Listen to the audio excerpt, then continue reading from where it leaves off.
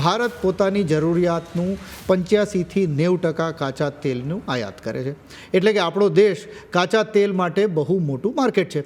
અત્યાર સુધી આપણે મોટા ભાગે હોર્મુઝના રસ્તેથી કાચું તેલ મંગાવતા હતા. યુએઈ અને સાઉદી અરેબિયા જેવા ખાડી દેશો આપણને કાચું તેલ મોકલતા હતા. ઈરાનના યુદ્ધના કારણે હોર્મુઝનો રૂટ બ્લોક થઈ ગયો, એટલે ભારતની મુશ્કેલી વધી. આ બધા વચ્ચે ભારતની રશિયા પાસેથી કાચા તેલની ખરીદીમાં ઝાઝો ફરક નથી પડ્યો. પણ મૂળ સમસ્યા એ હતી કે ખાડી દેશોમાંથી કાચું તેલ મળવાનું બંધ થઈ ગયું. હવે અમેરિકા ઈચ્છે છે કે ભારત અમેરિકા પાસેથી વધુ કાચું તેલ ખરીદે. એની સાથે જ અમેરિકા એમ પણ ઈચ્છે છે કે વેનેઝુએલા પાસેથી પણ ભારત વધુ કાચું તેલ ખરીદે. સ્વાભાવિક રીતે અમેરિકાએ જ્યારથી વેનેઝુએલાના રાષ્ટ્રપતિ નિકોલસ માદુરોને પકડ્યા છે ત્યારથી જ આ દેશ પર સીધો જ અમેરિકન કંટ્રોલ છે.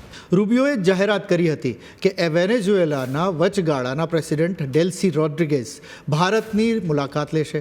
તમે જુઓ કે ભારત કે વેનેઝુએલાના કોઈ અધિકારી દ્વારા આવી ઘોષણા કરવામાં આવી નથી, બલકે અમેરિકાના વિદેશ મંત્રી તરફથી આવી એક જાહેરાત કરવામાં આવી છે.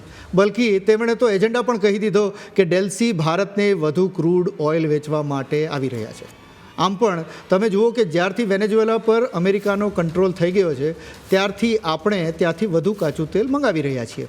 વેનેઝુએલા પાસેથી ભારત એપ્રિલમાં રોજ 2,83,000 બેરલ ક્રૂડ ઓઇલની આયાત કરતું હતું.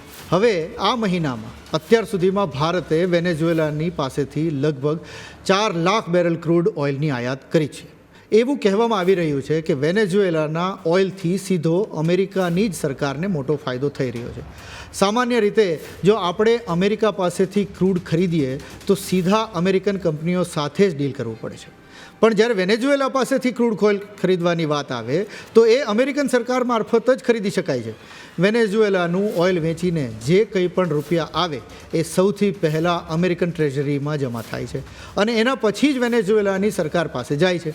આ જ કારણે વેનેઝુએલા જેટલું તેલ વેચશે એટલો જ વધારે ફાયદો અમેરિકાની સરકારને થશે. કારણ કે તેલ વેચાય ત્યારે પ્રતિ બેરલનો એક ચોક્કસ હિસ્સો સીધો અમેરિકન ટ્રેઝરીના ખાતામાં જમા થાય છે. એટલે જ રૂબિયો ઈચ્છે છે કે ભારત વેનેઝુએલા પાસેથી શક્ય તેટલું વધારે કાચું તેલ ખરીદે.